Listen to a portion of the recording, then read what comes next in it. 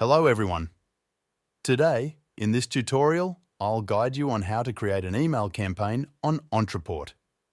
To begin, sign up for an account on the Ontraport website by using the link in the description box. Let's get started. Creating an email campaign in Ontraport in 2024 involves several key steps to effectively engage with your audience and drive conversions.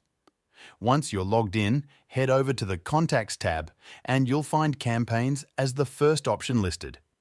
Here, you'll see any existing campaigns you've been working on. To start a new one, simply click on New Campaign. You'll be taken to a screen with a variety of options. Here, you have the choice to start from scratch or use one of the pre-designed templates listed. If you opt for a template, it might prompt you for additional information, especially if it was created by someone else. Fill in any necessary details and hit Continue.